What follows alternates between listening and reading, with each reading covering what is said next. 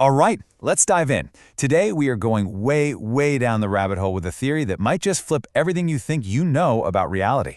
It's this wild idea that consciousness, it isn't just a byproduct of the universe. What if it's the very thing that's creating it? So let me ask you something. When you look around the room right now, what does it feel like? You probably feel like you're watching a smooth, continuous live stream of the world, right? But what if it's not? What if it's more like a movie that your own mind is putting together, frame by frame? Now, the very first clue that something is up, it isn't hiding in some particle accelerator or a distant galaxy. Nope. Believe it or not, it's right inside your own head. It has to do with the way you see everything.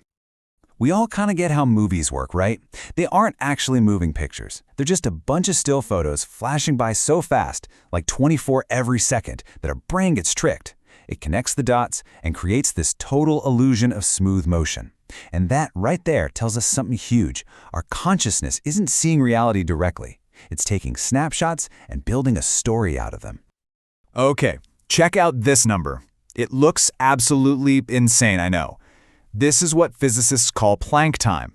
It is, theoretically, the shortest possible tick of the universal clock, the actual frame rate of reality. Now remember, a movie is just 24 frames a second. The gap between what's really happening and what our brain is sampling, it's mind-bogglingly vast. So what's the first big takeaway here? Well, it means we are basically watching a heavily edited movie of the universe, and all the real stuff, the raw, unfiltered action, is happening in the unimaginable number of frames that flash by in between the ones we actually perceive. Okay, hold on, because this is where things get really weird. We're going to move from just how we perceive things into the bizarre world of quantum physics, where the very act of looking at something seems to change what it is. This brings us to the famous double-slit experiment. Here's the deal. When nobody's looking, a tiny particle like a photon acts like a smeared-out wave of pure potential. It could be anywhere. But the instant you measure it, the instant you look at it, bam! It collapses into a single particle in one definite spot. Your observation literally forced it to make a choice. And look, this isn't just some quirky little oddity. It led the legendary physicist John Archibald Wheeler to this absolutely staggering conclusion.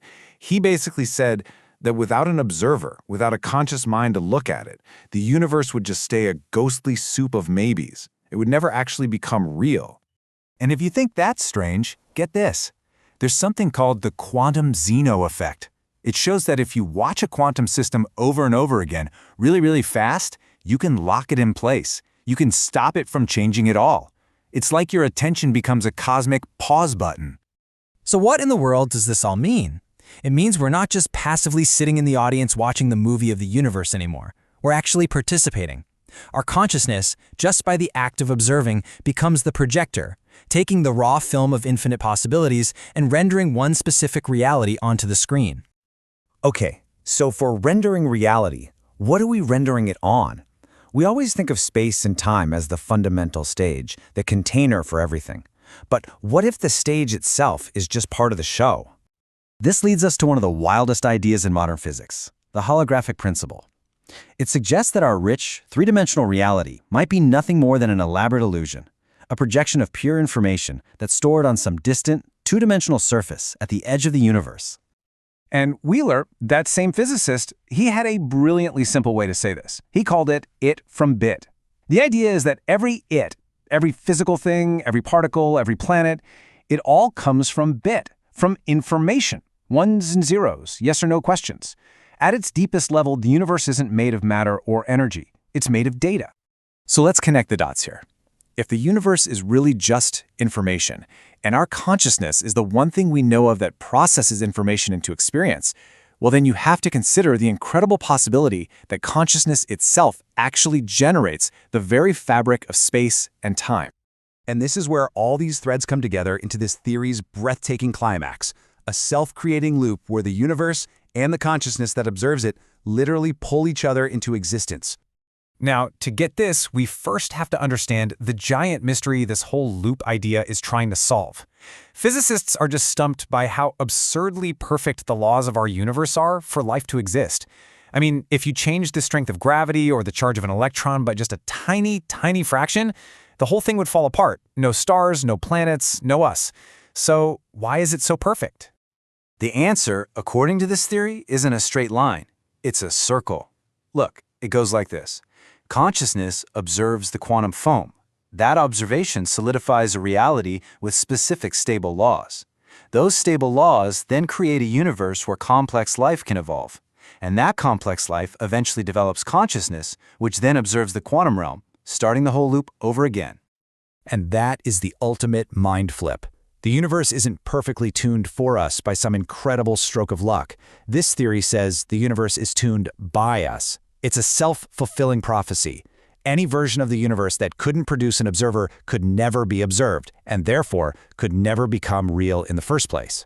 So let's bring this enormous cosmic idea right down to Earth. Let's bring it down to you. If this crazy loop is for real, what does that mean for you? What's your role in all this?